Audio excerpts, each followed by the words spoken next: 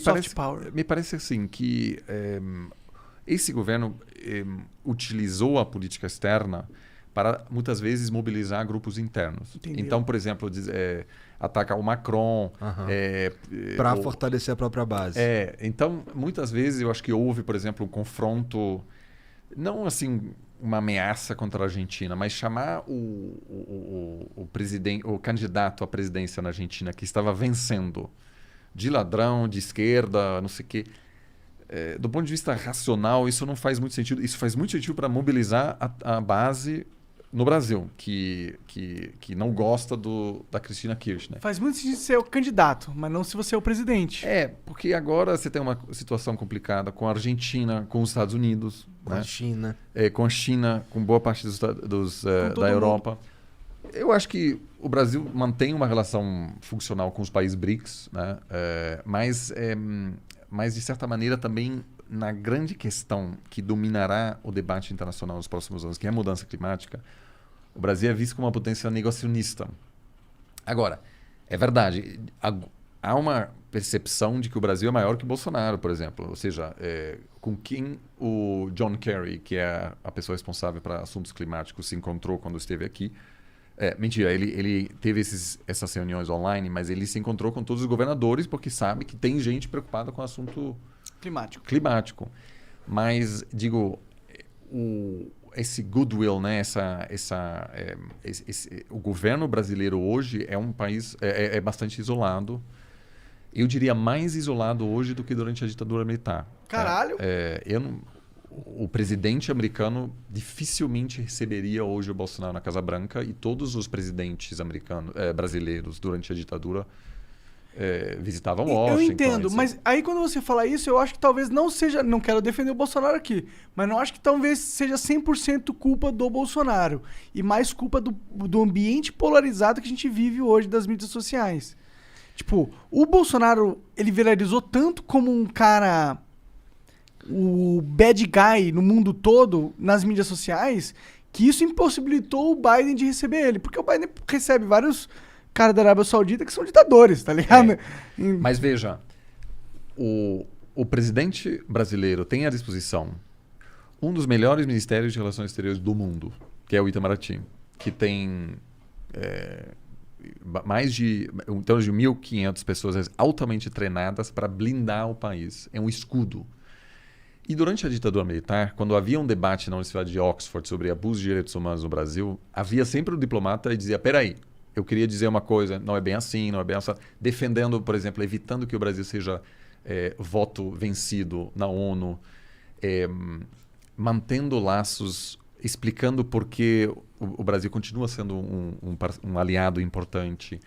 Mas o que o Bolsonaro fez? Colocou uma pessoa como chanceler que, em vez de ser escudo, acabou ampliando e radicalizando esse discurso. Então, o Ernesto foi uma pessoa, vamos dizer, mais ligada a teorias de conspiração, etc., que ele muito bem poderia ter colocado em outro ministério, mas colocar uma pessoa, vamos dizer, que consegue baixar a temperatura no Itamaraty, mas isso acabou não acontecendo. Então, o país ficou muito desprotegido durante esse tempo, o que explica um pouco porque hoje nenhum chefe de Estado na Europa, com exceção da Hungria e da Polônia, topariam apertar a mão do Bolsonaro numa relação bilateral. Caralho, que bosta. Porque virou tóxico. Então, entendeu? Se você quer falar uma coisa não polêmica sobre a RI, vamos supor que você é um candidato a algo na França e você não entende nada de RI e você quer falar algo que é seguro de se falar. Então, você fala mal do Bolsonaro. Porque ninguém vai dizer, não, mas o Bolsonaro... Então, criou-se um consenso que, obviamente, de certa maneira, eu concordo com você, não é inteiramente justo, mas é culpa, sim, do governo, porque poderia... Era possível tomar medidas, porque, sim, o Macron se encontra com ditadores do Oriente Médio e ninguém... Assim, algumas pessoas criticam, mas ninguém sabe, nem se liga. Então assim, a comunicação do Bolsonaro é a pior comunicação de um presidente da história da humanidade, eu acho. Eu acho que essa meio que essa caricatura, né, essa pessoa tóxica que, enfim, não se importa, que não se importa com o próprio isolamento, isso faz parte da estratégia interna. Isso mobiliza os seus Alimenta a seguidores. base. Para dizer, olha, a gente não está na mão dos chineses, a gente não está na mão agora dos globalistas que tomaram conta da Casa Branca, que fraudaram a eleição. Ele falou para o assessor do Joe Biden que ele acha que as eleições nos Estados Unidos foram fraudadas. O que ele estava basicamente dizendo, eu acho que você faz parte de um governo ilegítimo. Né? E... Ele não entende a ramificação Eu acho que disso, ele nem se ligou que ele falou isso, né, cara? Mas, digo, pode até dar certo, porque se o Bolsonaro topar, por exemplo, excluir a Huawei da China na hora de construir a rede 5G, o que acho que não vai acontecer, aí sim se poderia até manter uma aliança com os Estados Unidos. Mas o Brasil é tão dependente da China que essa aliança, do ponto de vista americano, não vai dar certo. Então, sobretudo a ala mais esquerda do Partido Democrata odeia o Bolsonaro. E isso, obviamente, tem um impacto também na política interna, porque para um investidor é um país um pouco mais complicado. Pode haver boicote de produto brasileiro, até de produto que nada tem a ver com a Amazônia. Né? Então, hoje em dia, CEOs de empresas brasileiras que vendem para mercados europeus não tem mais aquela bandeira brasileira destacando. País de assim. todos, Porque 10 anos atrás, você ser uma empresa brasileira era uma vantagem, né, que aumentava a sua visibilidade. Era uma coisa que se queria mostrar. Né? Você colocava bandeira no seu produto. Aí agora tu deixa passar batido. Hoje é um pouco... porque...